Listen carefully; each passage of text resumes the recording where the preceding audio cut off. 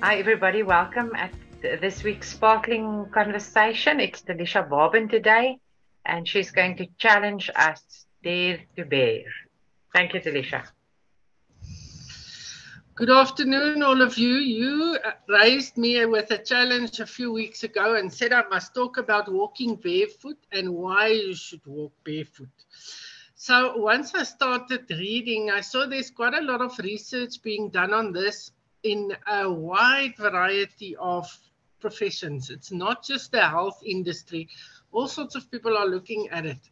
So they say that you should walk barefoot or be directly in touch with nature. We'll talk about the different ways you can do it just now. At least 3 times a week for 30 minutes. So if you do it after work every single day, you are covered, which is what I do. You can do this by walking barefoot on a lawn or ground or moist soil. A lot of people specifically recommend the moistness because of the electric currents. And you can also achieve it by swimming, but swimming in natural water, not swimming in a swimming pool. You have to swim in a river or a dam or a waterfall or something like that.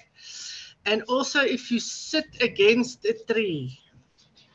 So you can sit on the ground and then sit against the tree. Now, the reason people say this is especially the advocates of this, there's a very wide variety of thoughts around this still, but there's some people that feel very strongly that this helps you to manage a lot of the chronic diseases that are becoming more and more prevalent.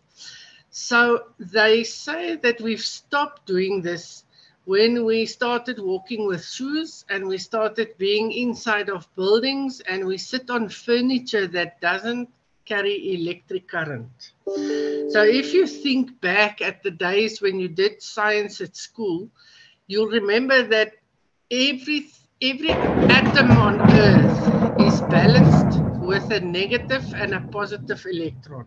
Right? So when you don't get into touch with the Earth, you throw off your negative atoms or no negative electrons. I have to think very nicely now, which then causes a positive charge in your body, which equates to free radicals. Now, you've all heard about free radicals. Those are the things that are said to cause inflammation, cancer, type 2 diabetics, all of those. It's all diseases that we see more and more of. So when you get into direct contact with the Earth runs at a slightly negative load all the time.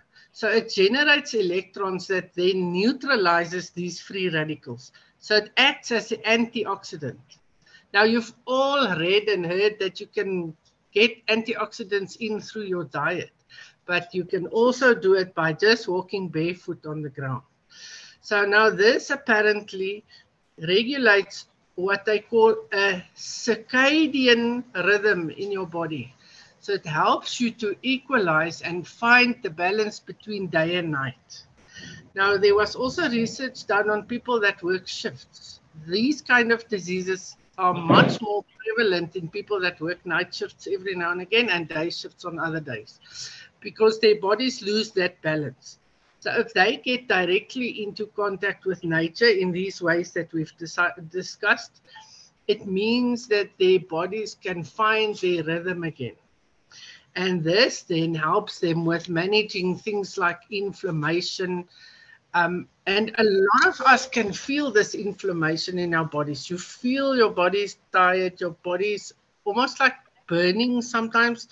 And a lot of people complain at the end of the day of mild to moderate joint pain.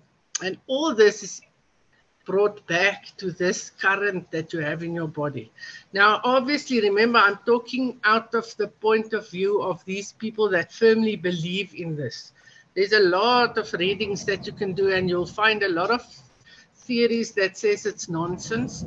But thinking about it, the way we lived before was very much in contact with Earth. We touched Earth, we slept on the ground, we walked on the ground. So now apparently part of the key of this might be related to your vagus nerve, which we also discussed on that day. So what is your vagus nerve? Your vagus nerve is the largest nerve that connects your brain with your colon, but it touches all the organs in between. So the main function of this, or the most notable function of this, is that it helps you to relax after stress. So if you're in a stressful situation, the vagus nerve is where you get balanced again. And it's interesting, some people talk about returning you to a rest and digest state. So you can't digest your food when you're stressed. You don't do it properly. And that's why a lot of people say they have diarrhea when they have to prepare for an interview. It is the truth. It happens. That is their symptoms for stress. Sorry, Riley. So if you have a weak vagal nerve, you have chronic inflammation, and this is where all these cardiovascular diseases and things develop. So you can measure your vagal tone by measuring the variation of your heart rate when you breathe deeply. Okay, you all at Brightstar know about breathing exercises, and you know about box breathing. But now the interesting thing is, and I'm going to close with this, you have exactly the same effect on your heart rate if you walk barefoot on grass or moist soil for 20 minutes.